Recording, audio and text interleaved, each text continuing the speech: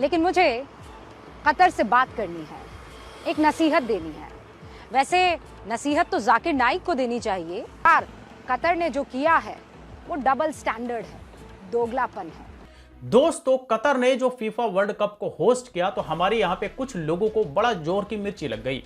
पहले ये जान लीजिए कि आखिर लोगों को मिर्ची लगी तो क्यों लगी। तो देखिए, पहले कि कतर ने जो इतना बेहतरीन सेटअप किया, इतना वर्ल्ड क्लास का एक बेहतरीन स्टेडियम का निर्माण, वो भी बड़े कम समय में किया। लोग इसे इम्पॉसिबल कह रहे थे, लेकिन इम्पॉसिबल को कतर ने पॉसिबल बनाया। दरअसल मिर्ची लगने की वजह एक ये, दूसरी वजह यह है कि कतर ने नूपुर शर्मा जो बीजेपी की नेता व प्रवक्ता थी, उनको जमकर फटकार तब लगाया था, और उसी का खींच आजकल नूपुर शर्मा के समर्थक कतर पर निकाल रहे हैं। लेकिन कहते हैं ना कि भाई बाल काट देने से मुर्दा हल्का नहीं होता। तो भाई चाहे जितना भी ट्रोलिंग कर लो, जितना भी हल्ला हू कर लो, जितना भी वायलेंस को सपोर्ट कर लो, जितने भी भड़काऊ भाषण या यूं कहें कि नफरती भाषण देने वाले लोगों का सपोर्ट कर लो, कतर का घंटा फर्क नहीं पड़ता। वो इसलिए क्योंकि वो किसी के ऊपर डिपेंडेंट नहीं है, वो किसी के ऊपर निर्भर नहीं है। उन्होंने खुद से खुद को बनाया। अगर वो आज दुनिया भर में इतना चर्चा में है तो वो चर्चा में होने की वजह वहां की सरकार ने जो काम किया है, वहां का जो भी किंग है उसने जो काम किया है, उन्होंने जो इतने कम समय में फीफा वर्ल्ड कप के लिए इतनी बेहतरीन तैयारी की है, फर्स्ट क्लास की तैयारी की है। कहीं ना कहीं ये सारी चीजों को देख करके ही लोगों को आजकल बड़ा जलन हो रहा है। इसके अलावा एक और बात है, डॉक्टर जाकिर नायक। अब देखिए, डॉक्टर जाकिर नायक पर तो बहुत सारे आरोप भारत में लगे हुए हैं, लेकिन डॉक्टर जाकिर नायक अब मलेशियन सिटीजन है, यानी कि मलेशिया के नागरिक है। और मलेशिया के नागरिक को कतर की सरकार ने फीफा वर्ल्ड कप की ओपनिंग के लिए बुलाया। तो एक और मिर्ची इस वजह से भी लग गई कि भाई आखिर डॉक्टर जाकिर नायक को क्यों बुला लिया गया। लेकिन हमारा बड़ा सिंपल सा सवाल इन मिर्ची लगने वाले लोगों से, देखिए मैं डॉक्टर जाकिर नायक का बड़ा समर्थक तो नहीं, मैं बड़ा फॉलोवर नहीं, लेकिन मैं अगर ऑनेस्टली बात करूं तो क्या डॉक्टर जाकिर नायक पर लगे सारे आरोप सिद्ध हो गए, साबित हो गए? जवाब होगा नहीं। क्या डॉक्टर जाकिर नायक ने ऐसा कोई जुर्म किया? क्या यह भी सिद्ध हुआ? जवाब होगा नहीं। तीसरी बात कि क्या डॉक्टर जाकिर नायक भारत में रहने के बजाय मलेशिया में रह करके इस्लाम का प्रचार प्रसार दुनिया भर में जाकर के कर रहे हैं? क्या इससे डॉक्टर जाकिर नायक को फर्क पड़ रहा है? बिल्कुल नहीं। तो बताइए फर्क किसे पड़ रहा है? अब मैं यहां पर कुछ फैक्ट्स रखता हूं कतर वर्सेस इंडिया का, और ये जो फैक्ट्स है ये समझ लीजिए इकोनॉमी, हेल्थ, एजुकेशन, दोनों कंट्रीज के बीच आखिर कैसा है। इसके बाद मैं बात करूंगा हमारे यहाँ की गोदी मीडिया का, कतर का ये फर्स्ट क्लास का जो अरेंजमेंट है जिसने दुनिया को दिखा दिया है, आखिर इस पर हमारी यहाँ की गोदी मीडिया किस तरह से चीख चिल्ला रही है। तो सबसे पहले बात करते हैं हेल्थ में इंडिया वर्सेस कतर। तो ग्लोबल हेल्थ इंडेक्स की अगर हम बात करें तो ग्लोबल हेल्थ इंडेक्स में कतर का ओवरऑल रेटिंग जो है वो 48.7 स्कोर है, और इंडिया का जो रेटिंग है वो 42.8 है।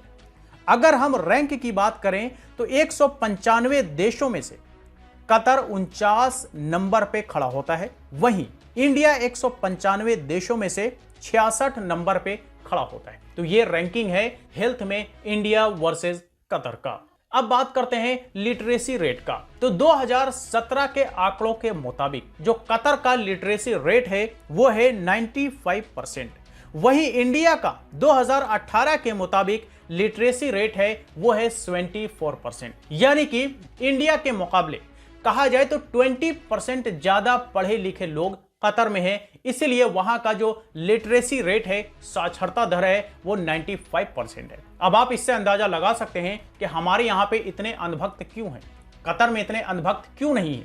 इस बात से अंदाजा लगा सकते हैं क्योंकि कतर में हमारे यहाँ के मुकाबले ज्यादा पढ़े लिखे लोग हैं, वहां पे साक्षरता दर ज्यादा है एज कंपेयर टू इंडिया। अब बात करते हैं पर कैपिटा इनकम की। तो per capita income the world bank के मुताबिक जो कतर का है वो है $61,276 पर पर्सन, ये 2021 का आंकड़ा है, और इंडिया का है $2,277.4, ये इंडिया का 2021 के मुताबिक है। तो अब बताइए कि 61,000, बताइए कतर का कहां $61,000 और इंडिया का कहां लगभग $2,000।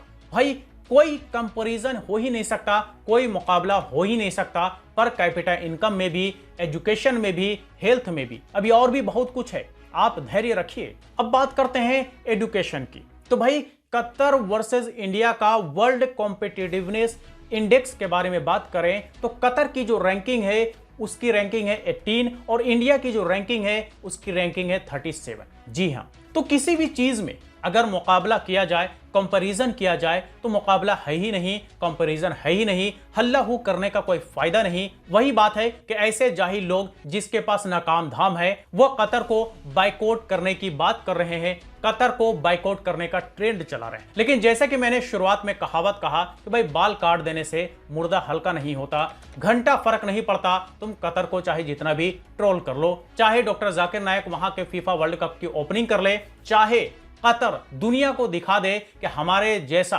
फीफा वर्ल्ड कप की होस्टिंग कोई कर नहीं सकता, और वो मुझे नहीं लगता कि कोई उस इंतजाम को बीट कर पाएगा, उस अरेंजमेंट को बीट कर पाएगा। अब बात करते हैं गोदी मीडिया की। लेकिन गोदी मीडिया के बारे में बात करने से पहले एक बार press freedom index India versus Qatar का देख ही लीजिए। तो इंडिया की गोदी मीडिया की रैंकिंग 180 देशों में 150वें नंबर पे आता है। वही दूसरी ओर कतर का अगर प्रेस फ्रीडम इंडेक्स की बात करें तो 180 कंट्री में 119 नंबर पे कतर आता है। तो अब कंपैरिजन देख लीजिए।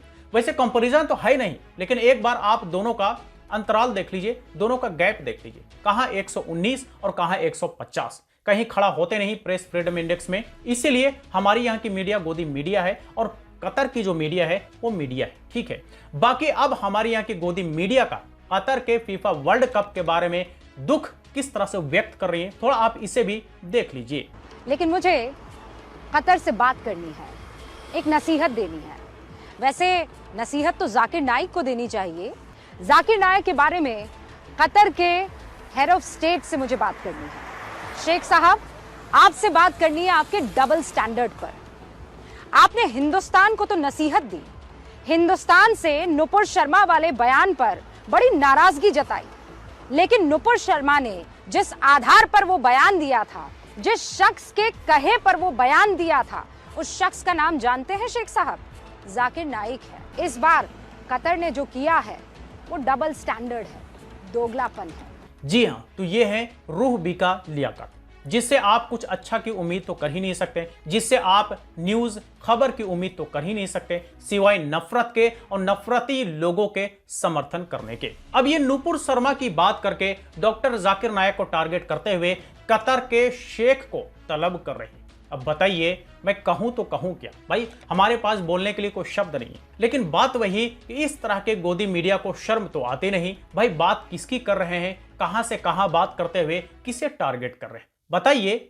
दुनिया भर में लोग खेल का मजा ले रहे हैं, लोग एंजॉय कर रहे हैं स्पोर्ट्स को, लेकिन हमारे यहाँ की गोदी मीडिया अपना प्रोपेगेंडा चलाने में जुटी हुई है, अपना प्रोपेगेंडा चलाने में लगी हुई है। लेकिन ये जो रूह बीका जैसे तथाकथित पत्रकार है ना, इन्हें दुख इस बात से हो गया कि आखिर कतर ने इस तरह का अरेंजमेंट के साथ साथ इस्लामिक तौर तरीके से आखिर फीफा वर्ल्ड कप की ओपनिंग क्यों करी। इन्हें दिक्कत इस बात का है, दरअसल दिक्कत इसे और किसी और बात की नहीं है, क्योंकि डॉक्टर जाकिर नायक को भी कहीं ना कहीं ओपनिंग के लिए बुलाया था, तो वो भी इस्लामिक तौर तरीके से ही ओपनिंग के लिए बुलाया था। तो दिक्कत इस्लामिक तरीके से कतर ने जो फीफा वर्ल्ड कप की ओपनिंग की उससे है, ना कि किसी के बुलाने या फिर फीफा वर्ल्ड कप को होस्टिंग करने से। तो मिला जुला करके समझने की जरूरत है। लेकिन भाई आजकल तो हम गली के कुत्ते ही मान करके चलते हैं, जितना भौंकना है भौंक लो, फर्क घंटा किसी को कुछ नहीं पड़ता। तो बस यही कुछ था आज के इस वीडियो में। इस पर आप अपनी राय हमें कमेंट बॉक्स में लिख करके जरूर बताएं। वीडियो अच्छा लगा हो तो लाइक करें, ज्यादा से ज्यादा लोगों के साथ शेयर करें और इसी तरह के वीडियोस के लिए हमारे यूट्यूब चैनल को भी सब्सक्राइब करें।